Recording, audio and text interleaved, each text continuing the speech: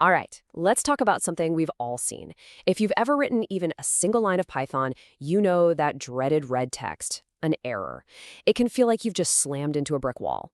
But what if, and hear me out, what if we could turn those frustrating roadblocks into actual opportunities? In this explainer, we're going to do just that. We're going to take Python errors from total chaos and put them back in your control. Okay, let's dive right in. It's the question every single one of us asks at some point, right? You've been so careful, you've followed all the logic, everything seems perfect, and yet, bam, the whole thing crashes. So why does good code break? Well, it's because the real world is messy and unpredictable. You might get data you didn't expect, a file could be missing, or maybe a user just types a word where you were totally expecting a number.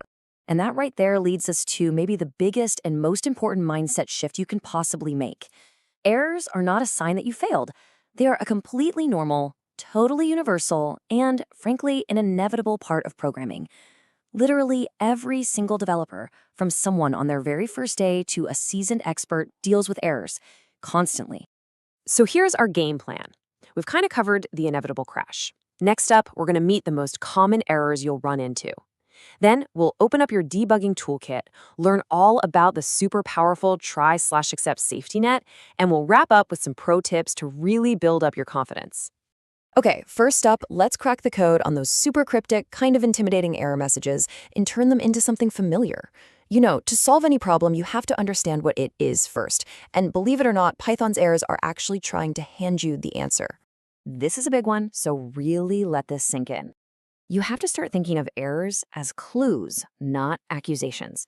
The error message isn't telling you you're a bad programmer, it's giving you a little breadcrumb trail that leads you right to the problem.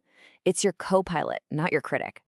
So check out this table. It breaks down the usual suspects. You've got your type error, which is what happens when you mix up your data types, like trying to add a number and a word. A name error, that's almost always just a simple typo. And key error and index error, well, those pop up when you're trying to grab something from a dictionary or a list that just isn't there.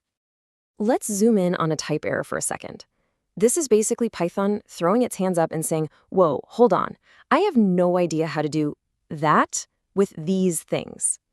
The classic example, of course, is trying to do something like 5 plus apple. It just makes no sense, right? So Python raises a type error to let you know. And then there's the name error. Honestly, this one is almost always a friend in disguise. It just means you've probably misspelled a variable name, or maybe you forgot to give it a value before you tried to use it. It's Python's gentle way of tapping you on the shoulder and saying, hey, I've looked everywhere and I can't find the thing you're talking about. You want to double check that spelling for me? Okay, so now that we can recognize what the error is trying to tell us, it's time to put on our detective hats. This brings us to our next section, your debugging toolkit. Think of this as the art of the error hunt, where you become the Sherlock Holmes of your own code. Every good detective has their toolkit, right? And yours is pretty awesome. You've got the old reliable print statement, which is great for seeing what your variables are actually doing. You have sophisticated debuggers built right into your code editor. And you even have the simple act of asking a coworker for a fresh pair of eyes. But as you'll see, the best tools are often the simplest ones.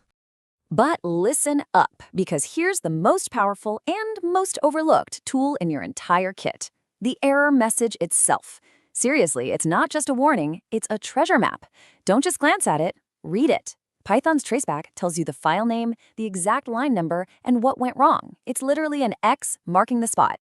Okay, now for a technique that sounds a little crazy, but trust me, it works like magic. Rubber duck debugging. The idea is that you explain your code out loud, line by line, to an inanimate object. It could be a rubber duck, a plant, your coffee mug, whatever. Forcing yourself to actually say the logic out loud often makes the flaw in that logic suddenly, glaringly obvious. All right, up until now, we've been playing defense, reacting to errors after they happen. Now, let's go on offense. This next section is all about the try/except safety net. This is how we go from fixing crashes to preventing them from ever stopping our program in the first place. And this right here shows you exactly why this is such a game changer. Without error handling, one little piece of bad data, one missing file, and your entire script can grind to a screeching halt.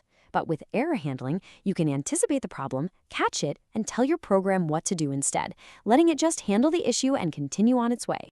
And the structure is actually super intuitive once you see it. First, you tell Python to try a piece of code that you think might be a little risky. Then, in the accept block, you tell it what to do if that specific error happens. You can also add an else block for code that should only run if everything went well. And finally, you have a block of code that will run no matter what.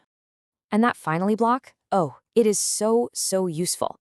Imagine you've opened a file or connected to a database. You always want to make sure you close that connection when you're done, right?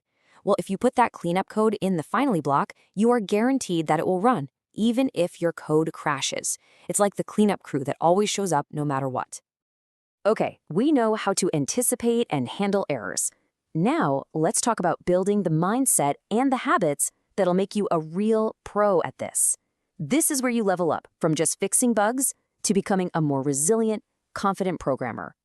So here are the key habits. First, start small. Seriously, test tiny bits of code one at a time, and don't be afraid to use online resources. Stack Overflow is basically a giant library of problems that other people have already solved for you. It's also a great idea to keep your own little log of errors you've faced and how you solved them. But really the most important thing is just to practice. The more errors you see, the less scary they get. But if there's one pro tip that beats all the others, it's this. Frustration is the real enemy of debugging. It just clouds your thinking and makes things worse. Taking a deep breath, stepping away from the keyboard for 5 minutes, that's not giving up, that's a strategy. A calm, patient mindset will help you find the solution way faster. And just like that, we've gone on a whole journey, haven't we? We started in that place of chaos and frustration when a program crashes, and now we're in a place of control, where we can anticipate, manage, and, get this, even learn from the errors in our code. So if you just remember one thing from our time together, please let it be this. Every single error message is an opportunity. It's a chance to learn something new about Python, to understand your own code on a deeper level, and ultimately, to become a much stronger and more effective programmer. So I'm going to leave you with a little challenge, a question to think about. The next time you see that red text pop up on your screen, don't groan, don't get frustrated. Instead, get